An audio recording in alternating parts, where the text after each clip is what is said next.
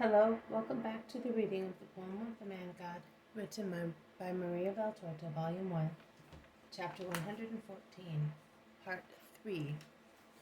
Jesus meets Gamaliel at the banquet of Joseph of Arimathea.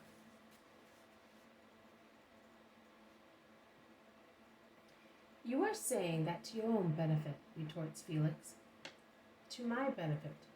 What do I gain by working a miracle? Do I look taller if I stand on a blade of grass? Such is a miracle with regard to holiness. There are saints who never work miracles. There are magicians and necromancers who work them by means of dark powers. That is, they do superhuman things, which, however, are not holy, and they are demons. I shall be, even if I work no more miracles. I shall be I, even if I work no more miracles. Excellent. You are great, Jesus, approves Gamaliel. And according to you, who is this great man? Urges Felix, addressing Gamaliel. The greatest prophet I know, both with regard to his deeds and to his words, replies Gamaliel. He is the Messiah, I'm telling you, Gamaliel. Believe me, you are wise and just, says Joseph. What? You too, the guide of the Judeans, the elder, our glory, are falling into this idolatry of a man? Who can prove to you that he is the Christ? I will not believe him, even if I see him work miracles. Why does he not work one in front of us? You that praise him should tell him, and you too that defend him, says Felix to Gamaliel and Joseph. I did not invite him to amuse my friends, and I beg you to remember that he is my guest, replies Joseph gravely. Felix gets up and goes away, a cross and rude man. There is silence. Jesus turns to Gamaliel. Are you not asking for miracles to believe? It will not be the miracles of a man of God to remove the thorn I have in my heart. That is, 3 questions that are always without an answer. Which questions? Is the Messiah alive? Was it that one? Is it this one? It is he, I tell you, Gamaliel, exclaims Joseph. Don't you think that he is holy, different, powerful? You do? Well then, what are you waiting to believe? Gamaliel does not reply to Joseph. He turns to Jesus. Once, do not be upset, Jesus, if I am tenacious of my ideas. Once, when the great wise Hillel was still alive, we both believed that the Messiah was in Israel. There was a great brightness of divine sunshine on that cold day in a bitter winter. It was Passover. Men were worried about the frozen crops. I said, after I heard those words, Israel has been saved. As from today there will be abundance in the fields and blessings in our hearts. The expected one has revealed himself in his first refulgence, and I was not wrong.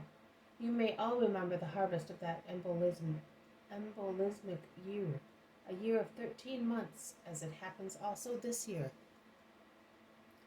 Which words did you hear? Who spoke them? One, a little more than a child, but God was shining on his innocent, gentle face. I have been thinking of it and remembering it for the last 19 years, and I try to hear that voice again, that spoke words of wisdom.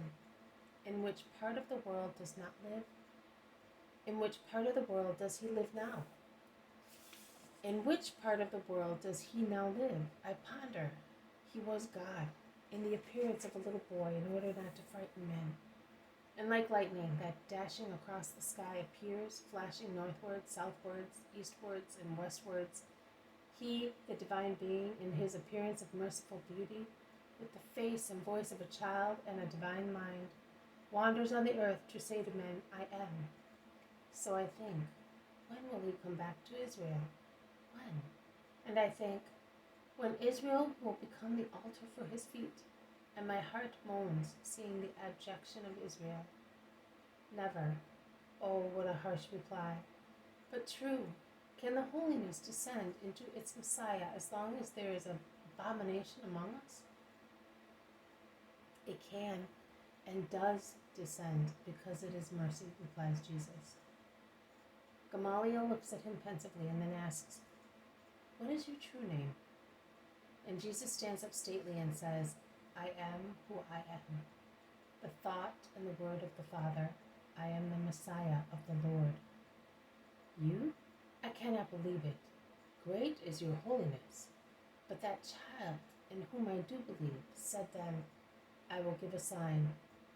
These stones will vibrate when my hour comes. I am awaiting that hour to believe. Can you give it to me, to convince me that you are the expected one?" They are now both standing tall, stately, one in his wide white linen robe, the other in his plain dark red woolen tunic, one elderly, the other young, both with deep, dominating eyes, staring at each other. Jesus then lowers his right arm, which he had folded on his chest, and as if he were swearing, he exclaims, "You want that sign, and you will have it.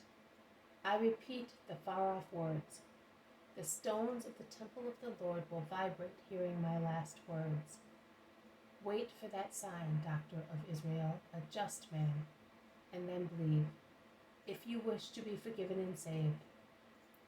Blessed before time, if you could believe before, but you cannot. Centuries of wrong beliefs, an unjust promise, and heaps of pride are your bulwark against truth and faith. You are right. I will wait for that sign. Goodbye. The Lord be with you." "Goodbye, Gamaliel. May the Eternal Spirit enlighten you and guide you." They all greet Gamaliel, who goes away with Nicodemus, John, and Simon, the Sanhedrin member. Jesus, Joseph, Lazarus, Thomas, Simon Zealot, and Cornelius stay. "He will not bend. I would like him to be one of your disciples. He would be of conclusive weight in your favor. But I am unable," says Joseph. "Do not worry. No weight can save me from the storm which is already approaching. But Gamaliel, if he does not bend in my favor, will not bend against Christ either. He is one who is waiting." It all ends. This has been a reading from the poem of the Man God, written by Maria Valtorta, Volume 1, Chapter 114, Part 3. Jesus meets Gamaliel at the banquet of Joseph of Arimathea. Thank you for listening. I will see you tomorrow.